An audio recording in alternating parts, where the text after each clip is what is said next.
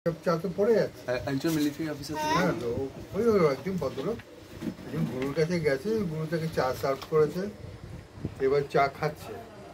এবার ওই গুরু কি করছে, ওকে চায়ের কাপ মধ্যে আরও ঢালছে। বুঝে কি আপনি ঢেলে দেখছেন না চা উপচে পড়ছে, বলে যে আপনি তখন থেকে তো সেই কথাটাই আপনাকে বলার চেষ্টা করছি, আপনি যদি এমটি ভেসেল নিয়ে না আসেন আমি আপনাকে জোর দিই, এটা বোঝানোর জন্যই চাটা ঢেলে যাচ্ছে। আপনি একটা এমটি ভেসেল নিয়ে আসুন, আমি আপনাকে করে দেবো। আপনি আপনার কাপটা ভর্তি করে যদি আমাকে এসে বলেন আমাকে দিন, আমি আপনাকে করে দেবো। That is the thing, when you are coming to a guru, come with an empty vessel so that you নিয়ে যেতে পারবে। যারা যারা কারেন্ট খাচ্ছে তাদের ভেসেলটা এমটি ছিল, অথবা তাদের মধ্যে নেগেটিভ যার জন্য তার পাওয়ারটা। আর সরষে বলে সিঙ্গারা খা। মেডিটেশন একটা অবজেক্ট থাকে, মেডিটেশন বললে মনে হয়, ধ্যান বললে মনে হয় সমস্ত কিছু। মেডিটেশন অবজেক্ট যখন থাকে না সেটাকেই প্রপার মেডিটেশন বলে। অবজেক্ট দিয়ে শুরু করতে হয় কিন্তু অবজেক্ট থাকবে, অবজেক্টটা তখন অবজেক্টলেস হয়ে যাবে।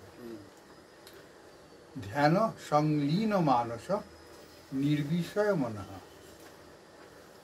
সংলীন ধ্যান, সংলীন মানস, মনের সঙ্গে ধ্যান এক হয়ে যাবে, আর মন নির্বিষয় হয়ে যাবে, মনে কোনো বিষয় থাকবে না। তুমি যখনই চিন্তায় তুমি যে ধ্যানে বসছো, বাজারটা এলো কিনা, মেয়েটা স্কুলে পৌঁছলো কিনা, হ্যাঁ আজকে এই চেকটা পাওয়ার কথা এলো, এই आँख खोल के बैठो, आँख खोल के बैठो, आँख से देखो, कान से सुनो, मुंह से बोलो, एक साथ ज़्यादा इफेक्टिव होगा। ठीक है? তো যখন মন নির্বিষয় হয়ে যায়, মনের মধ্যে কোনো বিষয় থাকে না, অ্যাবসলিউটলি নো সাবজেক্ট, নো বৃত্তি, নো চিন্তা, নো থট, কিচ্ছু যখন ধ্যান, তখন ধ্যান হওয়া শুরু করে। কেন হয় না? বিকজ তুমি যখনই ধ্যান করতে বসছো তখন তোমার নানান চিন্তা মাথার মধ্যে জড়ো হচ্ছে। সেটা প্রাথমিকভাবে আজকের চিন্তা, কালকের চিন্তা, পরশুর চিন্তা, আগামী দিনের চিন্তা, কি হবে, আমার বাড়িটা তো এখনো হলো না, জমিটা তো এখনো রেজিস্ট্রি হলো না। আরে তো সবই ভাড়ার জিনিস, কিছুদিন ব্যবহার করার জন্য এগুলো সবই, সেটা সুন্দর করে গুছিয়ে রাখতে হবে। তোমার যেটুকু দরকার সে তোমায় নিশ্চয়ই দেবে। তার জন্য চিন্তা করে সময়টাকে, 24 ঘন্টাটাকে নষ্ট করে ফেলার কোনো মানে হয় না। তুমি ঈশ্বরের চিন্তা, অর্থাৎ তুমি যে বাড়ি পাবে এটা ঈশ্বরেরই দান। তুমি ঈশ্বরকে ধরো না ভালোভাবে, তুমি দেবে সব এমনি বাই ডিফল্ট হতে থাকবে। সেই চিন্তাটাকে আমরা দিতে পারি না, অর্থাৎ আমাদের সারেন্ডার হয় না। এটা আজকে কালকের ঘটনা, কিন্তু অনন্ত কোটি জন্মের যেই সংস্কার যেগুলো মাথার মধ্যে ঢুকে বসে আছে, যেটা কনসিয়াসনেস রয়ে গেছে, তারাও এসে বিরক্ত করছে ধ্যানের সময়, ভীষণভাবে বিরক্ত করছে। বিরক্ত করতে করতে করতে করতে গণ্ডগোলগুলো আমাকে ধ্যান করতে দিচ্ছে না। ওই যারা আছে সঙ্গে সঙ্গে গুরুকে দিয়ে দিতে হবে, ঈশ্বরকে দিয়ে দিতে হবে।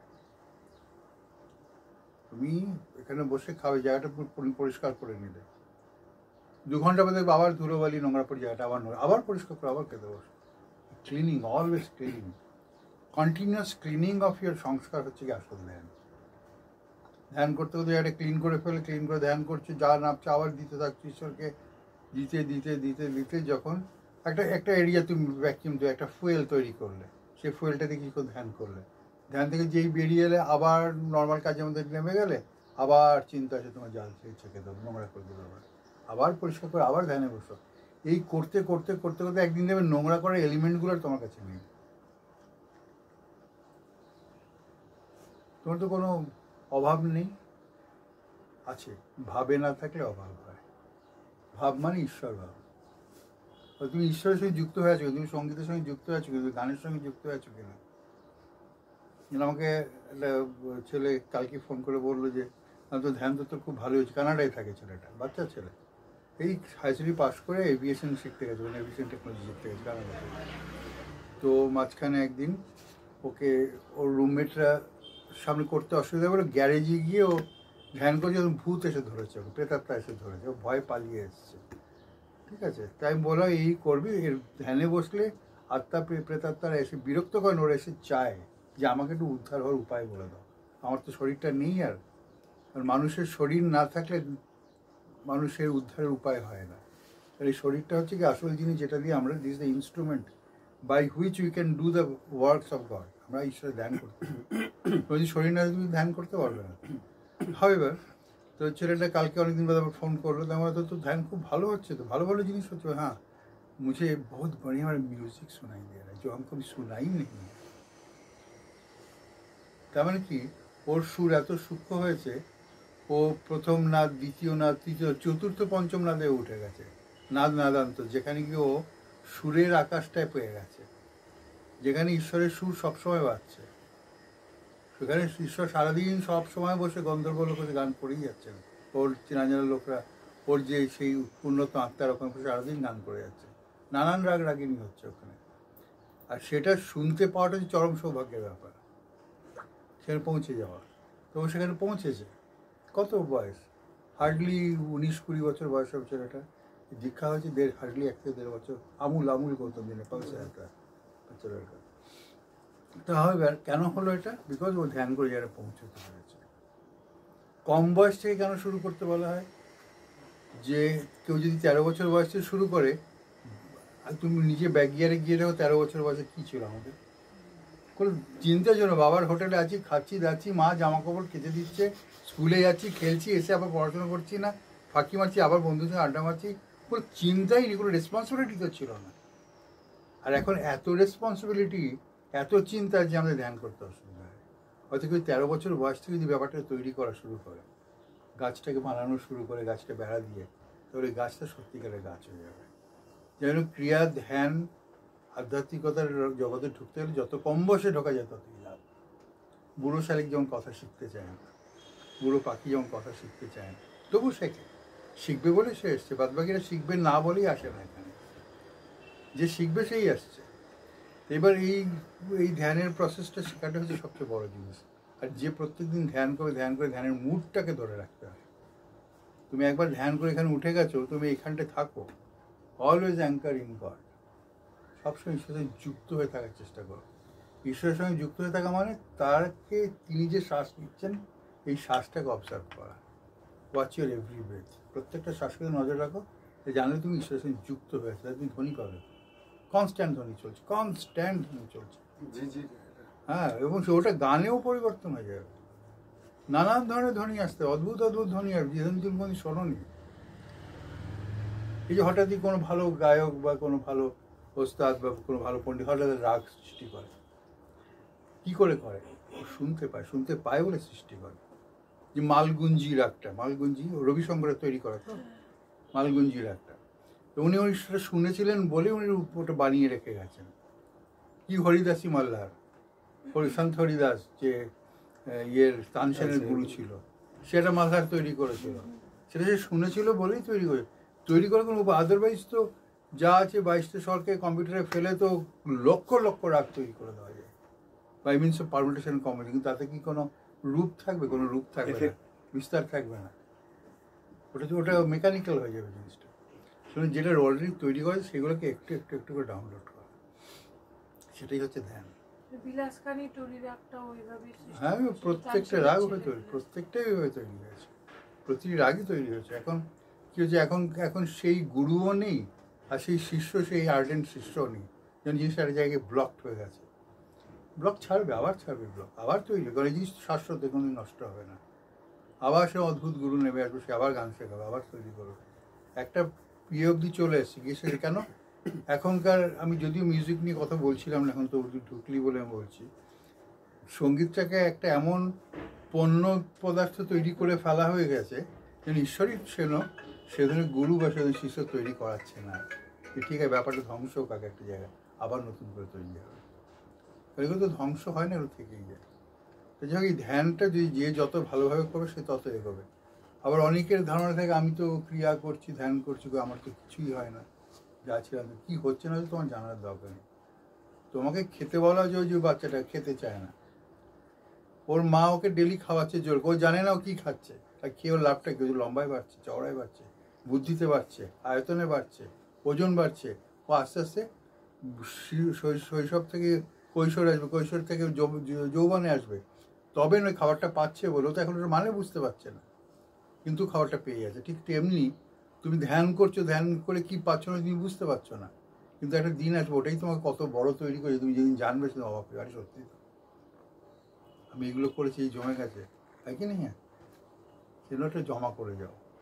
আর এই জমাটা this is a such of fixed deposit যেটা হ্যাক হয় না, কেউ শিবও হ্যাক করতে পারে না। এটা তোমার প্রপার্টি তোমারই থাকবে, তোমার যে স্পিরিচুয়াল প্রপার্টি তুমি যেটা গেইন করছো প্রতিদিন সাধনা করে করে করে, this remains to you only. তুমি এই জন্মে যদি কমপ্লিট করতে নাও পারো, this will be carried forward with you with your লিঙ্গেশ্বরী টু দ্য নেক্সট পার্ট, এবং পরের জন্ম ওখান থেকে তুমি শুরু করবে। এই যে অনিকেত বলে একটা ছেলে সারেগামাতে গাইছে, ছেলেটা যে গত জন্মে গায়ক ছিল, গান শুনলেই বোঝা যায় ও ছিল বলে এই জন্মে এত কম বয়সে এত ভালো গাইছে।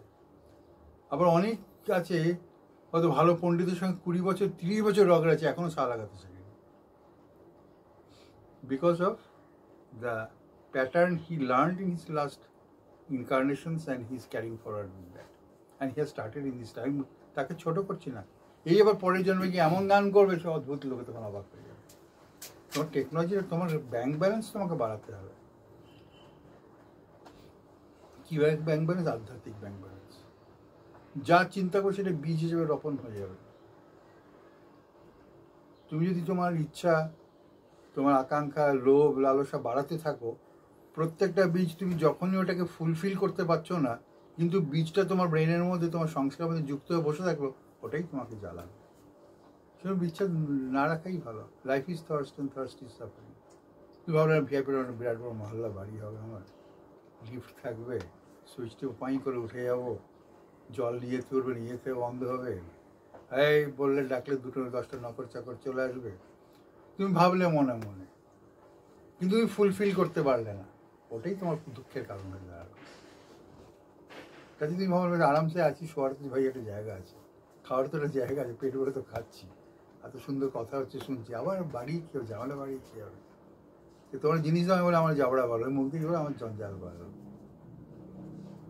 জঞ্জাল বেড়ে গেল, এত পায়জামা জমে গেছে, পরি তো একটা পায়জামা একটা পাঞ্জাবি তো পরবো, তাই না? জঞ্জাল বাড়ছে। এবার ওই আবার তোমাদেরকে সেল দিতে হবে, দিন বসে সব ধুয়ে গেছি, ইস্ত্রি করে জমা করবো, যার যেটা পছন্দ নিয়ে চলে যাবে। তাই যাই হোক, ছিল মানসিক মেটেরিয়াল, আধ্যাত্মিক মেটেরিয়াল, তুমি কোনটা জমাবে কোনটা জমাবে তোমাকে সেই ডিসক্রিমিনেশন করার বুদ্ধিটা কিন্তু ঈশ্বর এখানে দিয়েছে, তুমি কোনটা নেবে কোনটা ছাড়বে। ধ্যানে বসি রোজই, আমার কি হয়েছে সমস্যাটা, বাড়িতে তো দেখেছেন আমার শোরগোলটা বেশি, মানে উপযুক্ত পরিবেশটা আমি ঠিকই করতে পারছি না আর কি। বাড়ির লোকরা ঘুম থেকে কখন ওঠে? আমার আবার 6টার আগে কি ওঠে না, সকালবেলা উঠতে হয়, আমি উঠি ভোরবেলা উঠি, একটু হ্যাঁ এটা ঠিক বলেছেন, একটু তাড়াতাড়ি শোবে, তাড়াতাড়ি উঠবো, তবে ভোর 4টের সময় উঠে ব্রহ্ম মুহূর্তে ধ্যান করে, এবার পুরো সংসারে লোককে জানতেই দিও না যে তুমি ধ্যান করো। হ্যাঁ এটা ঠিক একদম। কেউ ঘুম থেকে ওঠার আগে, হ্যাঁ এই পরিবেশটা চিৎকার জামিছি শুরু হওয়ার আগে ধ্যান ফ্যান কমপ্লিট করে এবার তুমি সবার চিৎকারের সঙ্গে জুড়ে যাও, কিন্তু মেনটেন করে রেখো যে হ্যাঁ আমি ধ্যান করেছি, তাই না? তুমি পরিষ্কার জামা প্যান্ট পরে যখন বেরো, তুমি চেষ্টা করো কতক্ষণ জিনিসটা পরিষ্কার থাকবে, নোংরা যেন না হয়। এই রাস্তায় কাদা প্যান্টটা একটু তুলে নিলাম, সাইডে একটু উঠিয়ে নিলাম, তাই না? কি ধুলো। হ্যাঁ, একটা জিনিস জিজ্ঞাসা করছি, দৃশ্য আর দ্রষ্টা এক নয়? হ্যাঁ, দৃশ্য আর দ্রষ্টা তো এক নয়, অ্যাকচুয়ালি এক, তিনি তো সৃষ্টি করে যাবে, তিনিই তো দেখছেন। না সেটা তো তুমি বলো যে আমি আমার লেভেলের কথাটা বলো, দৃশ্য যে দর্শন নেই, আমি আপনাকে দেখছি, আপনি দৃশ্য, না তুমি সাপ হয়ে কাটো আর ওজা হয়ে যাও, দৃশ্য আর দশটা কিন্তু একই, যদি উপরের লেভেলে গিয়ে কথাটা ভাবো। আদারওয়াইজ ওই দৃশ্যকে দ্রষ্টা দেখবে বলে ধ্যান করছে, করে দৃশ্য দ্রষ্টা এবং ধ্যানের প্রসেস তিনটে এক হয়ে মাখামাখি হয়ে যাবে, তখন ধ্যান শুরু হবে। আমি এইটাই তো বুঝতে পারছি না। হ্যাঁ, এটাই বুঝতে পারছি না। বলো দ্রষ্টা মানে গুগল করে জেনে নাও। দ্রষ্টা means one who see, the seer. The seer seen and sight becomes one. Seer, I am the seer, I am seeing. Sight the thing I want to see. মানে ঠিক আছে, সব এক হয়ে যাবে, এই তিনটাকে এক করে ফেলো, অর্থাৎ you there should not be any I-ness into that, আমিত্বটা চলে যাবে। তুমি যতক্ষণ আমি ভাবটা আছে ততক্ষণ তুমি দ্রষ্টা। আর যে মুহূর্তে তুমি হ্যাঁ ঈশ্বর তুমিই দেখছো, তখন দ্রষ্টা চলে গেল, দৃশ্য আর তিনি আছেন। হ্যাঁ, এবার যখন তুমি দেখলে যে ঈশ্বর তুমি তো দৃশ্য যাও, তুমি দ্রষ্টা, তবে দুটো আবার মিলে গেল, এক হয়ে গেল, সিঙ্গল পয়েন্ট। সহজ জিনিস এটা, সেটা হয় না অহংকার থাকার জন্য। অহংকার মানে আমি বলছি না যে আমি কত বড় আমি মানুষ, তা না। অন্য মানে কেন আমার একটু গন্ডগোল লেগেছে, ওই দৃগ্দৃশ্য বিবেক যে বইটা আছে না, ওটাতে মনটাকেও দৃশ্যের মধ্যে, কিন্তু তুমি নিজে দেখো, গুরু তোমাকে যে প্রসেসটা তুমি নিজে দেখে নাও। মনটা তো আত্মার একটা প্রকাশ মাত্র, গান্ধারী, মনটা তো গান্ধারী, হ্যাঁ চোখে পট্টি বেঁধে রেখে। পট্টি বাঁধা, হ্যাঁ। প্রাণ কি দেখে? প্রাণ দেখে না, না, মন দেখে, মনের মাধ্যম দিয়ে আমরা দেখি। কে দেখে? আসলে আত্মা দেখে, নাকি? তা তুমি মন কি থাকি, ওই গানটা কি সেদিন ইয়ে গাইলো যে আর ঠাকুর রামকৃষ্ণ খুব ফেভারিট, যে না না মন তুই থাকিস না, যাস না কারো ঘরে, স্বরূপ গাইলো, স্বরূপে গাইলো ওই ওই গানটা। হ্যাঁ, ঠাকুর হ্যাঁ হীরক তোমার সমাধি প্রদান করে, মানে সবকিছু নিয়ে নেয়, সবকিছু অ্যাবজর্ব করে নেয়। যে এবার নচিকেতা গেছে, তার অনেক প্রশ্ন ছিল। নচিকেতা ব্রাহ্মণ বাড়ির ছেলে ছিল, ও দেখতো যে ওর বাবা দান ধ্যানে বা রাজার ছেলে ছিল, ও দেখতে ওর বাবা দানে ধ্যানে কি করতো, ওই মরা মরা গরুগুলো দান করতো ব্রাহ্মণদের, খারাপ জিনিসটা দিত, যেটা আমরা করে থাকি। বাজারে গিয়ে বলি পুজোর কলা দাও, তো মানে কলালাই ছোট 3টে কলা দাও 50 পয়সা, হ্যাঁ একটু মধু দিও, তো ইঞ্জেকশনের অ্যাম্পলের শিশিতে গুড় জল দিল একটু, হ্যাঁ একটু ঘি লাগবে, একটু অ্যাম্পলের শিশিতে একটু চর্বি দিয়ে দিল, গন্ধ দেওয়া চর্বি। কারণ ঠাকুরের জন্য কিনছি, সবচেয়ে সস্তা, সবচেয়ে বাজে জিনিসটা কিনবো। বাজে জিনিস বলছি না, কিন্তু সবচেয়ে সস্তার জিনিসটা, ওটা তো লাগবে না কোনো কাজে। আর বাড়ি যখন কিনছি, জাগুলি সরকারদার দোকানে ঘিটা ক্লাস, ওখান থেকে আনতে হবে। ঠিক আছে, এই ঘটনা নচিকেতাকে খুব কাঁদিয়েছিল যে আমার বাবা একজন রাজা হয়ে সে এরকম বাজে কাজ করে, কি করে? তাহলে কেন করে? তাহলে সত্যটা কি, ব্রহ্মজ্ঞানটা কি জানতে হবে। এই জানার জন্য যমরাজের কাছে গেল, গিয়ে দেখে যমরাজ নেই। ওকে বলো, চোখরা তুমি কোত্থেকে এসছো? পেয়াদা বলো, বলেন আমি এসছি পৃথিবী থেকে। বলে বসো, উনি এখন কাজে গেছেন, 3 দিন বাদে ফিরবেন। তো 3 দিন বাদে ফিরলো যখন, তখন বললো কেন বসে আছো ব্রাহ্মণ, এই তো এই রাজার ছেলে তুমি নচিকেতা। বলো কি ব্যাপার? এরকম ব্যাপার। তো অনেক কথাবার্তা হলো।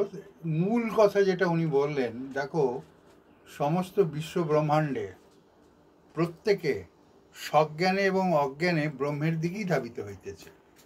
তার টোটাল প্রসেসটা কিন্তু ওই দিকেই যায়। ঠিক যেরকম ওয়াটার সাইকেল,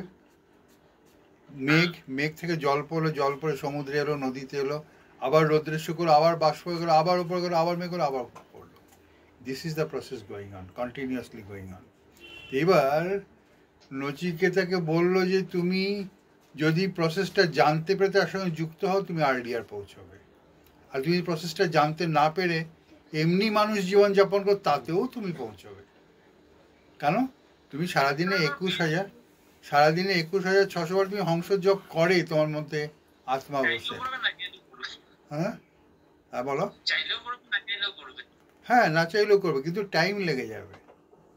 অর্থাৎ তোমাকে তাহলে ওই 4 লক্ষ মানুষজনই পার করতে হবে। 4 লক্ষ মানুষজনই যখন তুমি পার করে, বাই ডিফল্ট তুমি ব্রহ্মজ্ঞানী হয়ে যাবে। আর তুমি যদি মনে করবে যদি জানতে পারলে ব্রহ্মজ্ঞান বলে একটা জিনিস আছে, আর যেহেতু তোমার মানুষের শরীরটা তুমি পেয়েছো, the best possible component that is available in the universe, যেটার মধ্যে টোটাল ঈশ্বর নিজে বসে লুকিয়ে বসে আছেন, তুমি জানতে পেরে যাও, তাকে দিয়ে তুমি ইউটিলাইজ করা শুরু করো, তুমি এই জন্মেই পেয়ে যাবে। That is the difference. কিন্তু এই বিশ্বাসটা আমরা রাখতে পারি না, আমরা ডিফার করে যাই।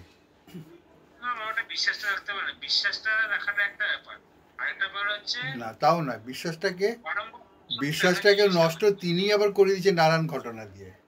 তিনি খেলছেন তো, তিনি তোমার সাথে খেলছে, এই জন্য তোমার বুঝতে হবে যে সবচেয়ে বড় বদমাশ হচ্ছে ভগবান, আমাদেরকে নিয়ে খেলে। এটা বুঝতে পারলি তখন তুমি তাকে ভালো টাইট দিতে পারবে, পাল্টা টাইট।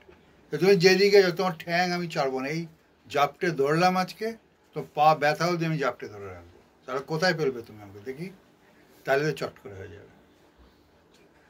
ঠিক আছে? সে মটন খাও যাই খাও, ওই মটনগুলো তো সংস্কারে ঢুকছে, ওই মটনগুলো সংস্কারে ঢুকছে। কারণ যখন একটা কোতল যখন করা হচ্ছে, এটা কাটা হচ্ছে, ও তো একটা জীব, ওর মধ্যে একটা ব্রেন আছে, ও তখন বাঁচবার জন্য আপ্রাণ চেষ্টা করছে। এই আপ্রাণ চেষ্টা করার জন্য কি করছে, ওর অ্যাড্রিনালিন হ্রাস হচ্ছে, তখন ও নিজেকে বাঁচানোর যে সম্পূর্ণ যে চেষ্টা করছে মাসেলসগুলোর মধ্যে, তখন নানান ধরনের পয়জনস তৈরি হচ্ছে। মোটর এন্ড প্লেটে যেই কেমিক্যালসগুলো আসছে সেইগুলোকে তুমি খাচ্ছ। তুমি যদি দুর্গন্ধযুক্ত কোনো খাবার খাও, দুর্গন্ধ ঢেকুর উঠবে। আর তুমি বেশ সুন্দর সুগন্ধযুক্ত খাবার খাও, সুগন্ধ ঢেকুর উঠবে নাকি? তো এবার ঘটনা হচ্ছে, ওই যে তুমি মাংসটা খাচ্ছ, ভেতরে আছে তার যে রিয়াকশনটা, অর্থাৎ ওই যে অন্নময় কোষটা তোমার প্রাণময় কোষে ঢুকে গেল, যে তোমার মনোময় কোষকে কিন্তু ট্রিগার করে মনোময় কোষটাকে উত্তেজিত করে দিল। যার জন্য যে যত আমিষ এবং যে যত রজগুণ তমগুণের খাবার খাবে, তার বৃত্তিটাও সেরকম হতে থাকবে। ঠাকুর রামকৃষ্ণ অবতার বরিষ্ঠায় হওয়ার পরেও সকালে ঘুম থেকে উঠে কি খেতেন জানো? জগন্নাথের মহাপ্রসাদ, একটা দানা হলো মুখে আগে খেতেন। জগন্নাথ নিজে এসে দিয়ে যেতেন হাতে করে, বলতেন যে মনে মনে বলতে, আমার জগন্নাথজি আমার প্রসাদ শেষ হয়েছে, পরের দিন কেউ এসে দিয়ে যেত। দেয়, অবশ্যই দেয়। তো ওটা শোনোনি ওই মধুসূদন দাদার গল্প, দইয়ের গল্প, ব্যাপারটা ঠিক ছিল, অক্ষয় পাত্র দিয়ে যায় তখন। ঠিক আছে? যেখান থেকে যে সেখানে তৈরি করে নেবে প্রসাদ সঙ্গে সঙ্গে, 1 সেকেন্ড লাগবে। কিন্তু উনি যেহেতু মানুষের শরীরে জন্মেছি, মানে নেবে এসেছিলেন, জন্মানি নেবে এসেছিলেন, উনি মানুষের শরীর দিয়ে প্রমাণ করে গেলেন যেটা মানুষের ধর্ম এবং কর্ম কি কি হওয়া দরকার। ওনার তো কোনো দরকার ছিল না জন্মানোর, আমাদের জন্য জন্মেছিলেন উনি, আমাদের শিক্ষা দেবেন বলে। হরিহরানন্দ তাই, লাহিড় বাবা তাই। ঠিক আছে? যাও মটন খাও পেঁয়াজ দিয়ে। আজকে নেই, ঠিক আছে।